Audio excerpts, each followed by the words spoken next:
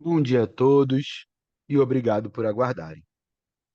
Sejam muito bem-vindos à videoconferência de divulgação dos resultados do primeiro trimestre de 2025 da ZAMP.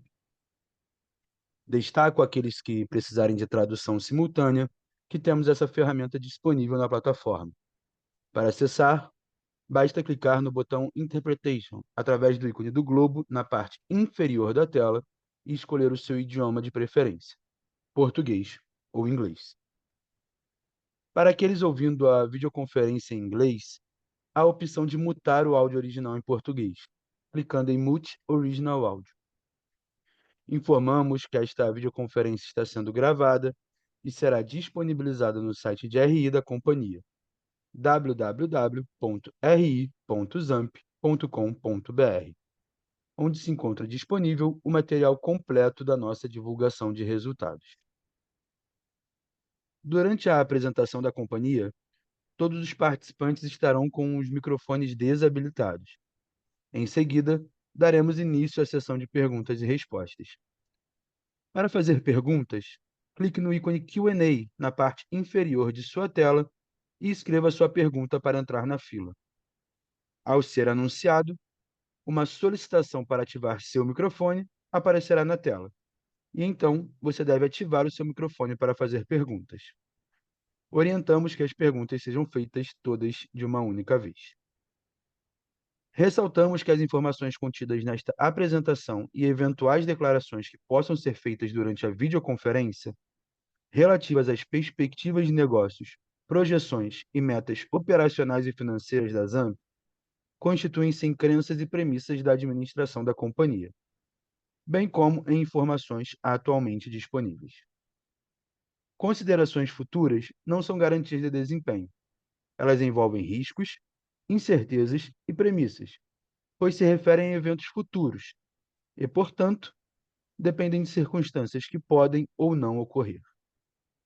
Investidores devem compreender que condições econômicas gerais, condições de mercado e outros fatores operacionais podem afetar o desempenho futuro da ZAMP e conduzir a resultados que diferem materialmente daqueles expressos em tais considerações futuras.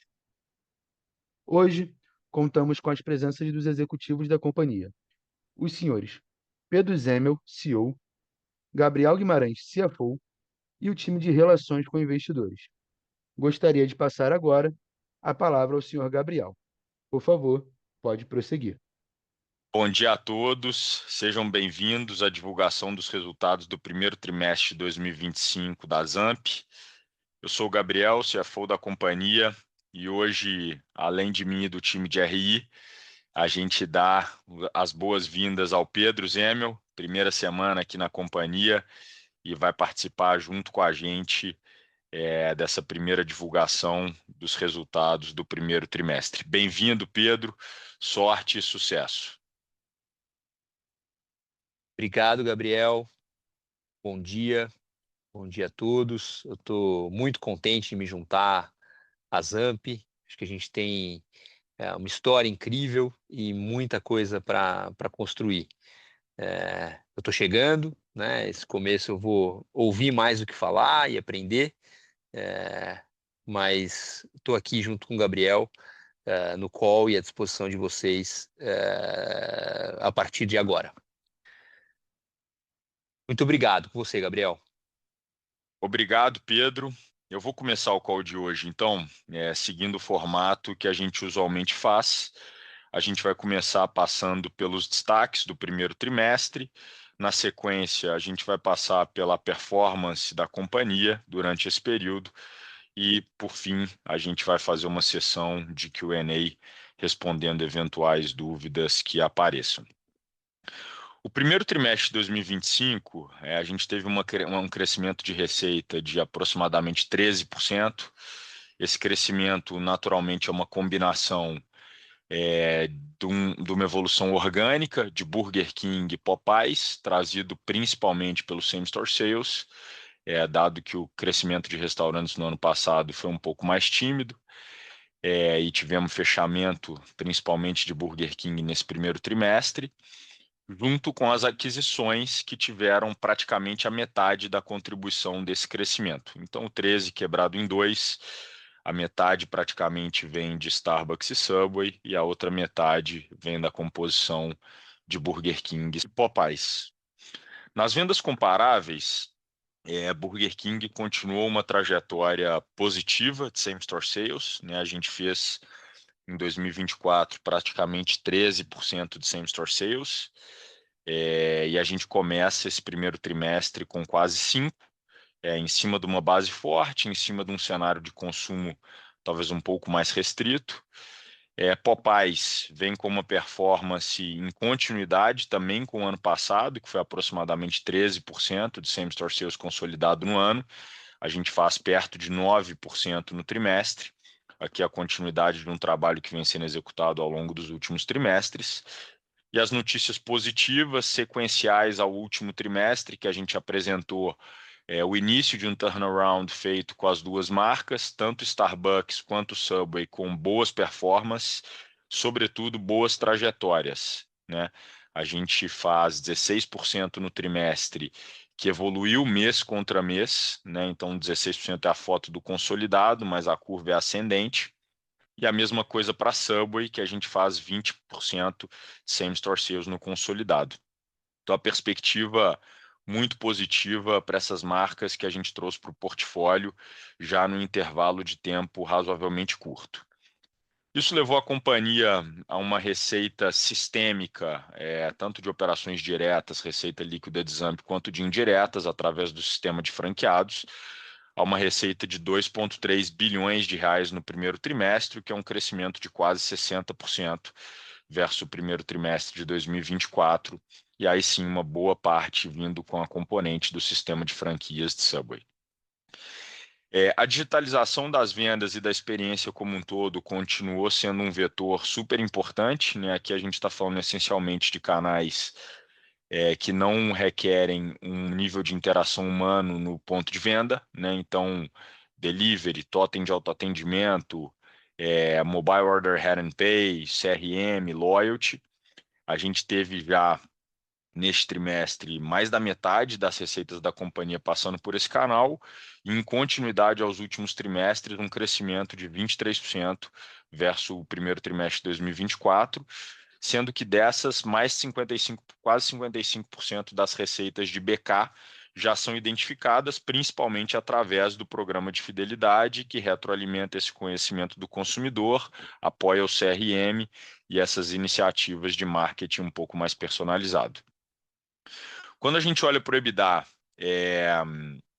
aqui tem uma dinâmica que, apesar do crescimento de vendas, a gente teve o início de uma pressão inflacionária, né, que na prática talvez não seja exatamente o início do ciclo, aqui é mais o impacto no início do ano, mas é consequência principalmente de uma curva de proteína que a gente tem visto, né, os últimos 12 meses. A gente teve um crescimento de mais de 30% nessa importante componente do nosso COGS para BK. Vocês vão ver que é onde a gente sofreu um pouco mais na margem bruta, um ambiente de consumo ainda um pouco restrito, com um ambiente inflacionário nos colocando algum nível de pressão. Então, a gente perde mais de 100 basis points na margem de BK e a gente perde no consolidado da companhia praticamente 70 basis points em COGS. E isso veio combinado com uma alavancagem operacional nas despesas. Então, na parte de despesas, a gente é mais eficiente do que o primeiro trimestre do ano passado, mas como a gente já setou a estrutura de G&A e overhead para suportar o potencial dessas aquisições, tem aqui uma mistura de deslocamento, né? A gente já colocou o investimento e a maturação dessas operações ainda não veio na capacidade máxima. E dois, a gente ainda teve uma série de interferências de despesas que tem um caráter muito mais one-off, como, por exemplo, o PMO para essa integração, os Transition Services Agreements, e despesas que a gente teve, mas que não serão carregadas olhando para frente no ano, e que, portanto, no período relativo tiveram um impacto pontual, mas que, olhando para frente, deveriam, né, ter uma boa suavização pelos dois efeitos, né? A gente tira essas despesas one-off e a gente amadurece nos resultados operacionais de ambas as marcas, o que deveria contribuir para esse crescimento de EBITDA no decorrer dos próximos trimestres.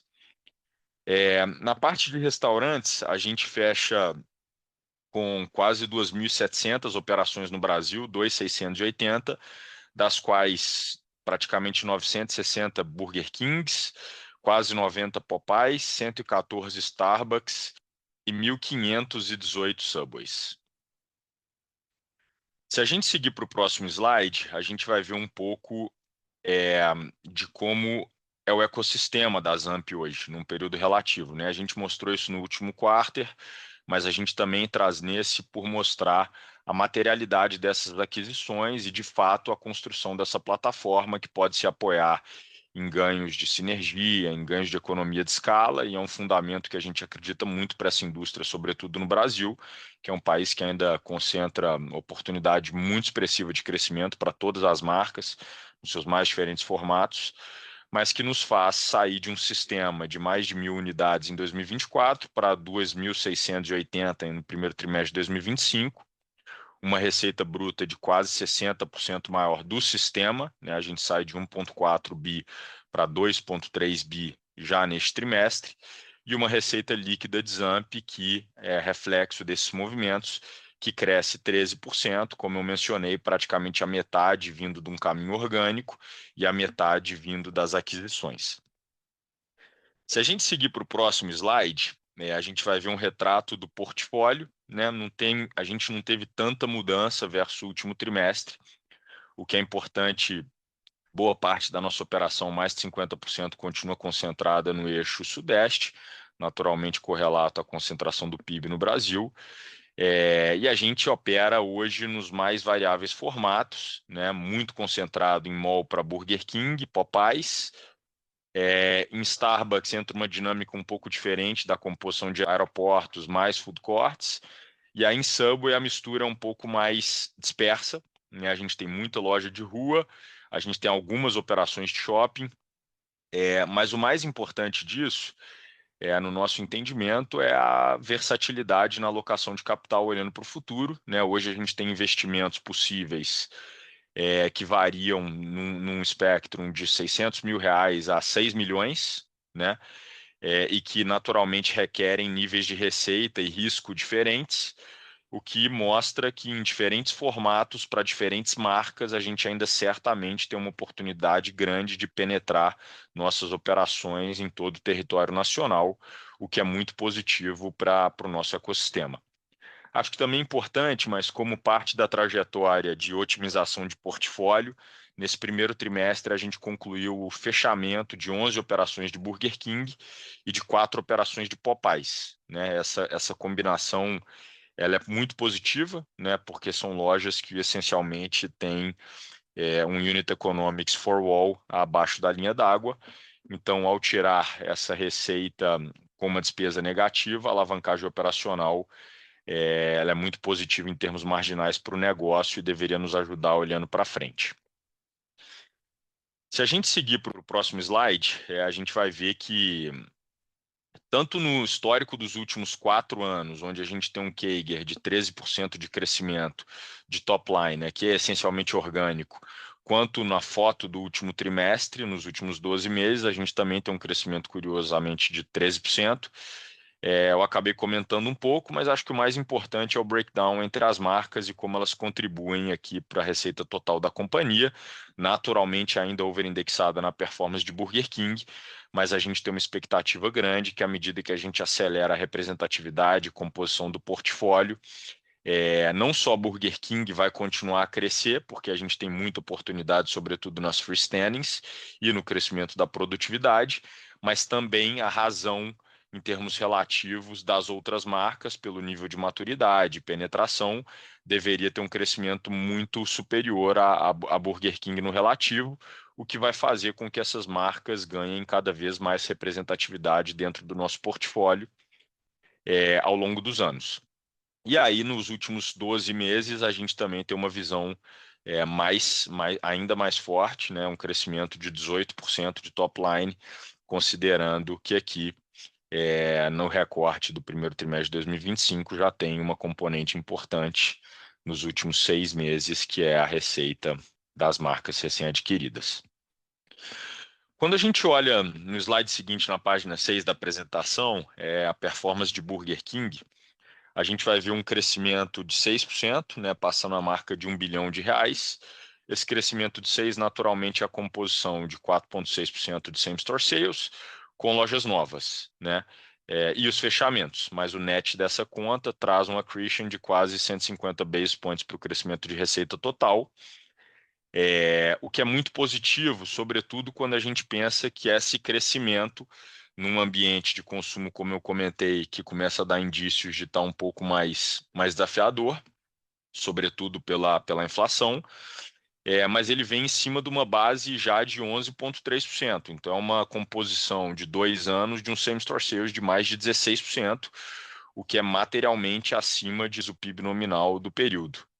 Então, acho que uma trajetória que mostra que Burger King tem tido alguma consistência. Essa consistência vem do crescimento dos canais digitais, da performance das freestandings, de um bom equilíbrio de portfólio, né, aqui sob a ótica de arquitetura de menu, com um bom value for money, com um bom equilíbrio de outras plataformas que funcionaram bem no trimestre, sobremesa, premium e algumas campanhas que a gente fez que ajudaram a trazer tráfego, experimentação e frequência. E aí, numa visão de last 12 months, a gente tem um crescimento de praticamente 14% versus a mesma base de 2024. Em Popeyes, no slide seguinte, a mensagem é até mais positiva, né? Naturalmente, uma marca em outro estágio de maturação, mas a gente faz praticamente 9% de same-store sales em cima de uma base de 15% no ano anterior, né? Então, a gente realmente mostra que estamos conseguindo crescer nessa marca muito acima do mercado e muito acima das nossas próprias referências internas. O que é reflexo de um trabalho de evolução de construção de marca, de ganho de consistência operacional. Dessa forma, o unit economics desses ativos tem melhorado bastante, né? É um crescimento nos últimos 12 meses de quase 14%. E tão logo a gente esteja confiante que os parâmetros da consistência operacional, consistência de marca e nível de vendas voltaram para uma esfera que a gente acredita, a gente vai voltar a escalar, porque temos muita crença no fundamento, né? A gente está muito bem posicionado em termos de marca e qualidade de produto. Então, esses últimos 2 anos têm sido anos de ajustar os aprendizados dos últimos 5, corrigir as coisas que eram oportunas e voltar a escalar. Popeyes, acho que esse é um dos grandes benefícios de ter uma plataforma que tem uma diversificação e uma versatilidade, na contramão do que a gente vem sofrendo na proteína para Burger King. Naturalmente, Popeyes ainda não está vivendo essa mesma situação, então é uma marca que certamente pode se apoiar e ganhar relevância no mercado, em que todo mundo, provavelmente na proteína do boi, deve ter alguma dinâmica de ajuste de preço. Em Popeyes a gente consegue ter uma boa agressividade em arquitetura de menu e, portanto, ganhar share da praça, share of wallet. Então é por aí que a gente vai no decorrer desse ano. No slide seguinte, na página 8 da apresentação, como eu comentei, né? Starbucks ainda com ganhos razoavelmente de saneamento, né? Aqui são pilares muito fundamentais, né? A gente está essencialmente montando a estrutura certa, com os produtos corretos e disponíveis sob a ótica de supply chain, começando a ter um olhar para precificação, começando a ter um olhar para arquitetura de portfólio, sobretudo em comida, mas disponibilidade de beverages, que é chave para essa marca, naturalmente.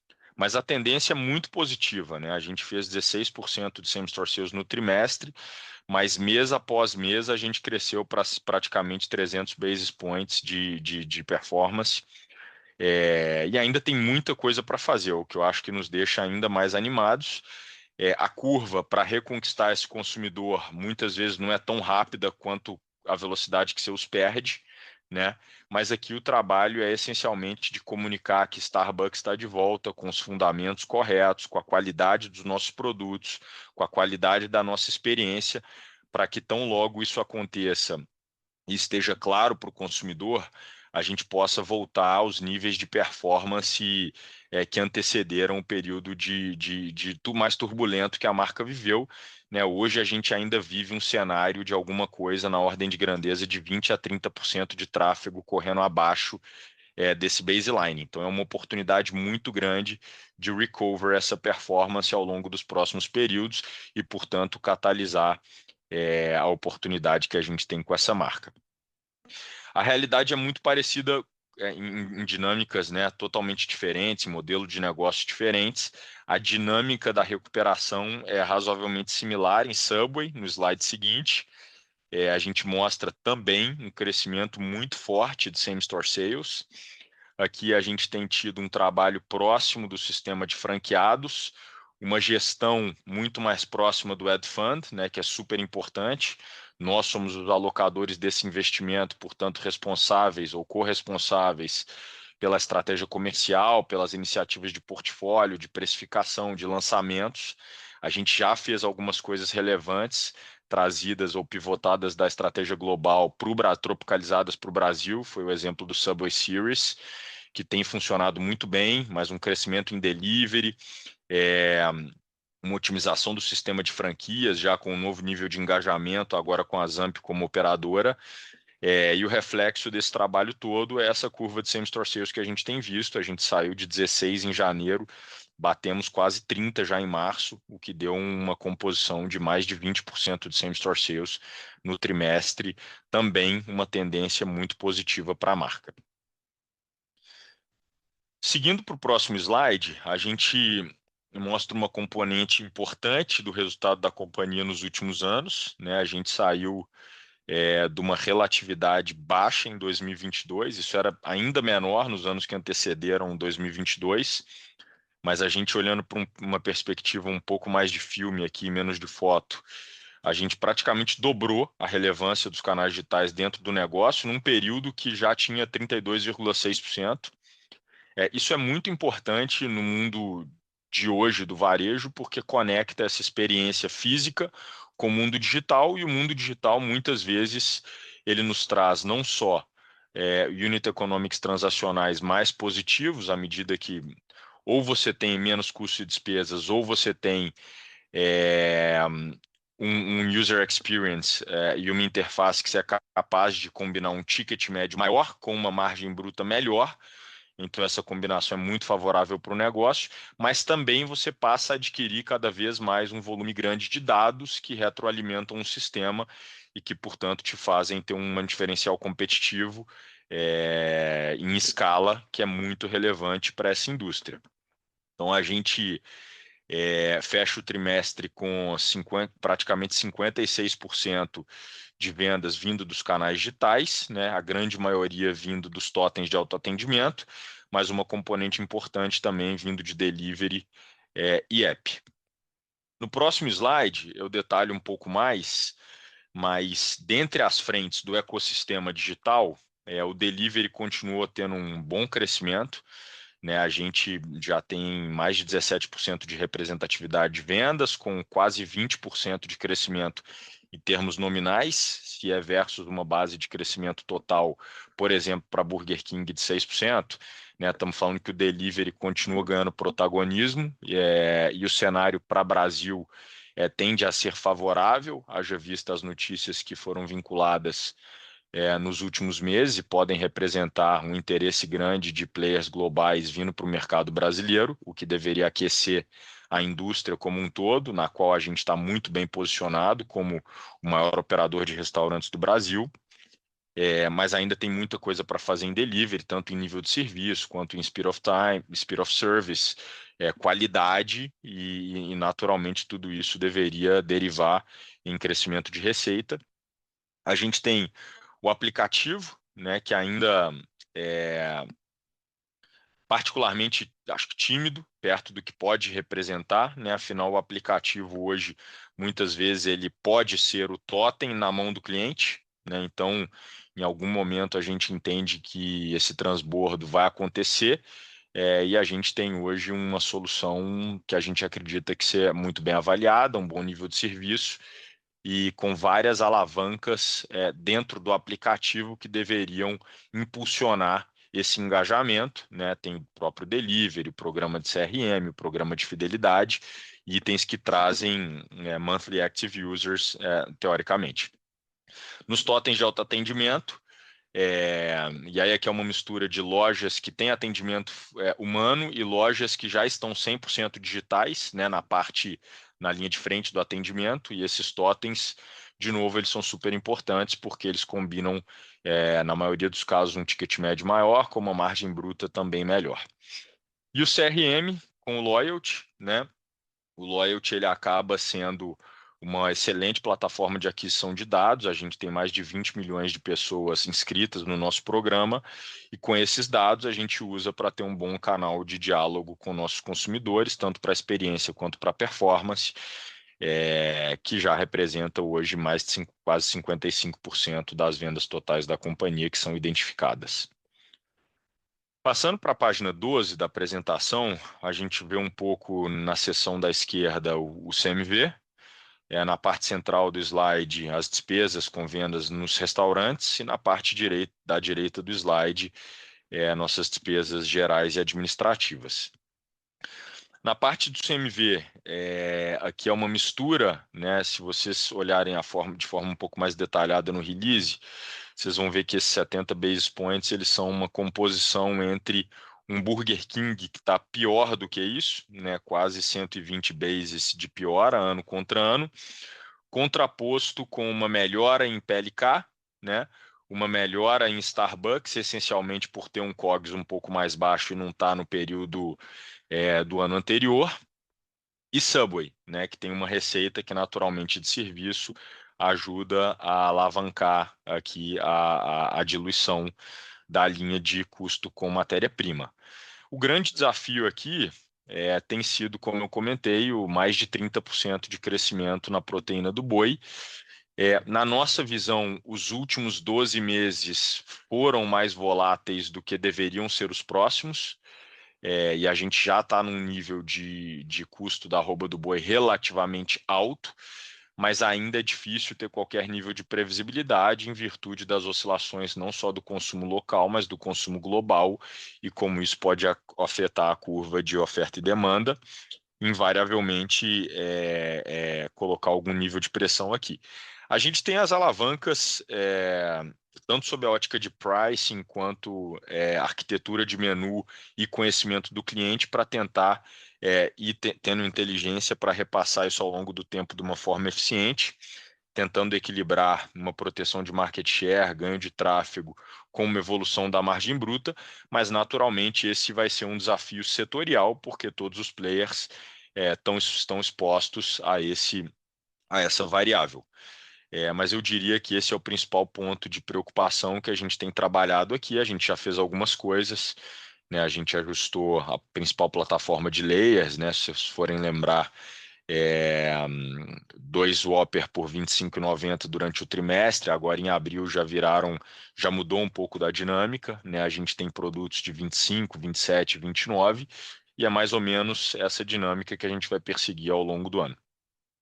Na parte de despesas com vendas nos restaurantes, aqui fruto da alavancagem operacional, a gente não teve nenhuma grande surpresa nas linhas de despesas, acho que pelo contrário, um bom controle, o nível de crescimento de same-store sales, que é onde deveria gerar boa parte da alavancagem operacional e ganho de diluição de despesa fixa, foi razoavelmente tímido, né? Não foi um ano de duplo dígito, um trimestre de duplo dígito de same-store, portanto, o nível de alavancagem também não é absurdo, mas a gente teve um bom controle das despesas, de uma forma que a gente teve uma ligeira melhoria no período relativo ao ano anterior.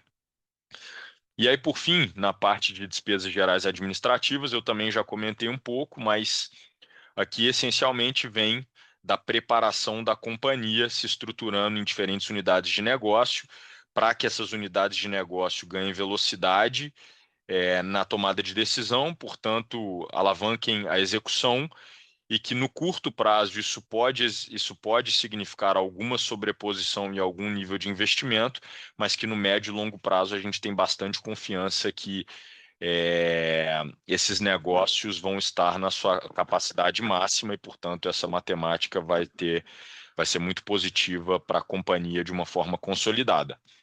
E aí, aqui, também no primeiro trimestre de 2024, é não comparável, porque a gente teve um efeito one-off decorrente da tomada de controle da companhia e o vencimento antecipado de algumas opções do time de liderança nesse período. Mas no operacional, a gente tem, de fato, uma piora de aproximadamente 120 basis points, que refletem esse investimento que eu comentei com vocês. O reflexo a combinação desses fatores, principalmente, como eu comentei, CMV e G&A, nos levou mesmo em um cenário de crescimento de receita a ter uma queda de EBITDA. Essa queda de EBITDA, incluindo os efeitos do FRS, foi bem mais tímida, mas com os efeitos do FRS, ela foi de aproximadamente 10 milhões, né, levando nossa margem de 6,9 para 5,2, principalmente, de novo, pelo investimento em COGS e G&A. Mas a gente tem uma boa expectativa que no decorrer do ano essa trajetória seja melhor. E isso refletiu um prejuízo que é materialmente melhor do que o primeiro trimestre do ano passado, mas também muito impactado pelo efeito on-off. Excluindo esse efeito, a gente teria um cenário de prejuízo líquido, principalmente pela sazonalidade do trimestre e do ano da dinâmica da companhia, praticamente neutro. Quando a gente vai para o slide seguinte, a gente olha para o fluxo de caixa operacional consolidado. A gente parte aqui de um fluxo de caixa do contábil para um ajustado gerencial e operacional, que é a forma como a gente interpreta isso. A gente sai de um primeiro trimestre de 2024 com praticamente menos 31 milhões, né, muito puxado pela sazonalidade, como eu comentei. E aí tiveram algumas variações, né, acho que uma mais factual, de FRS, mais duas que tiveram um impacto um pouco maior na composição desse trimestre, levaram o fluxo de caixa operacional para um negativo de 104 milhões, mas foram principalmente variações no capital de giro. No capital de giro, especificamente uma composição de a incorporação dos estoques em períodos comparáveis de Starbucks, que é praticamente 60% dessa diferença, e uma outra componente de a gente acabou rodando o último trimestre do ano passado num nível de estoque vis-à-vis das nossas políticas internas muito menores, essencialmente por itens que a gente importa do que deveriam ser na teoria, e a recomposição disso nesse primeiro trimestre teve uma dinâmica desfavorável para capital de giro, mas que não reflete nenhuma mudança no ciclo operacional e financeiro da companhia. São muito mais ajustes derivados das incorporações e de consequências de mudança de nível de estoque de trimestres anteriores, que impactaram o trimestre, mas não deveriam ser carregadas olhando para frente. Em outras variações, a gente tem essencialmente dois efeitos. O crescimento de uma conta derivada de um planejamento tributário, então impostos a recuperar, como uma dinâmica dos últimos 12 meses, e aqui também algum impacto de um crescimento de contingências trabalhistas, à medida que num cenário de pleno emprego no Brasil, tem sido um desafio para essa indústria e para o varejo de uma forma geral segurar um pouco do nível de turnover pela dinâmica do negócio. No slide seguinte, a gente vê que a gente teve um consumo de praticamente 36% a menos de CAPEX, né? O CAPEX aqui continua sendo um reflexo dos investimentos ainda que não maturados, mas no início da construção de projetos de novos restaurantes, em tecnologia, em manutenção, em algumas outras coisas de infraestrutura sistêmica para a companhia, mas a grande maioria desses investimentos são nas aberturas, em iniciativas de tecnologia e remodelagem dos nossos ativos. A gente não acredita que a dinâmica desse ano vai ser de uma redução tão material versus o ano passado, até porque uma parte importante do plano é retomar o plano de crescimento, mas essencialmente neste trimestre a gente rodou 36% abaixo. No slide seguinte, a gente vê praticamente uma posição de estrutura de capital muito similar ao que a gente tinha no mesmo período do ano anterior. Net Debt to EBITDA Ratio continua em 2,2 vezes, mas a companhia não tem nenhum vencimento, tem praticamente 376 milhões de reais no caixa, o que está muito alinhado com a nossa política de caixa mínimo e uma combinação adequada quando a gente olha para free cash flow olhando para frente, e uma estrutura de vencimento e aging das dívidas que não representa nenhuma preocupação muito grande de um vencimento relevante num curto espaço de tempo ou num circulante. Então, de uma forma geral, seguindo para as prioridades de 2025, são essencialmente as mesmas que a gente compartilhou na última divulgação, vendas e margem bruta para todas as marcas, né? Em cenários um pouco distintos. Esse é um negócio prioritário para varejista, é onde que está boa parte da criação de valor. Isso tem uma consequência importante vindo de indicadores operacionais, portanto, experiência nos nossos restaurantes, né? Produtos bons, com bom nível de serviço, em lugares adequados, né? Que gera boas experiências. A gente está concluindo esse primeiro capítulo de 6 meses das integrações, até agora muito bem sucedidas, tanto de Starbucks quanto de Subway, tanto na ótica operacional quanto na ótica de cultura, sistemas, pessoas, componentes importantes de uma integração de marcas e companhias.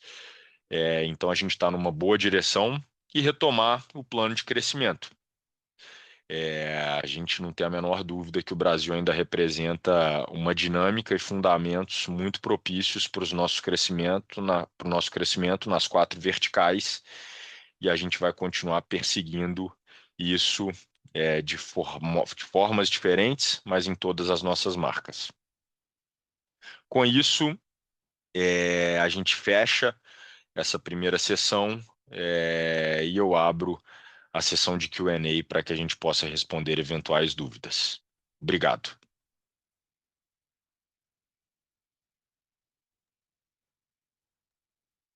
Agora começaremos a sessão de perguntas e respostas. Lembrando que, para fazer perguntas, vocês devem clicar no ícone de Q&A na parte inferior da sua tela e escrever a sua pergunta para entrar na fila.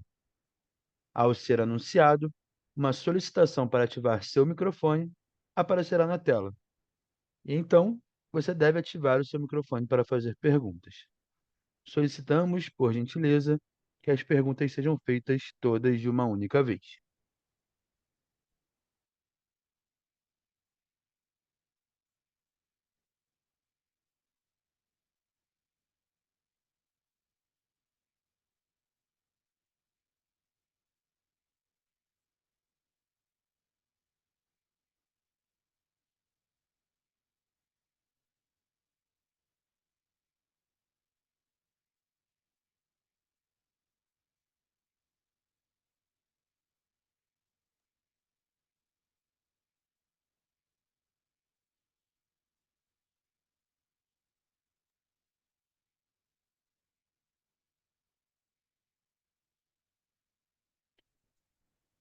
Gostaria de lembrá-los que, para fazer perguntas, vocês devem clicar no ícone de Q&A na parte inferior da tela e escrever a sua pergunta para entrar na fila.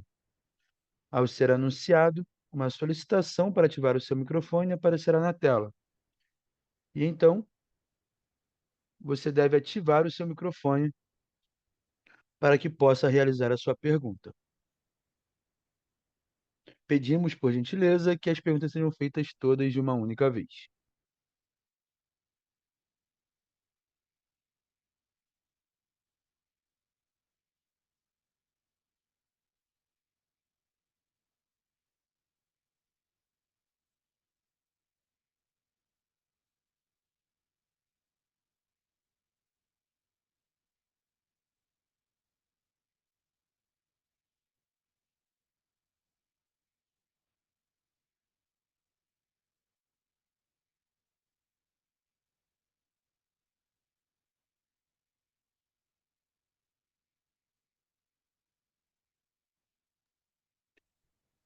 A sessão de perguntas e respostas está encerrada e agora gostaríamos de passar a palavra ao senhor Gabriel Guimarães para as considerações finais da companhia. Bom, queria só agradecer a todos vocês por dedicar esse tempo a entender um pouco melhor aqui a performance da companhia, a falar com a gente. O nosso time continua 100% à disposição. Seguimos por aqui focados com a chegada do Pedro, é, e no futuro da Zamp. Obrigado, bom fim de semana a todos. Um abraço.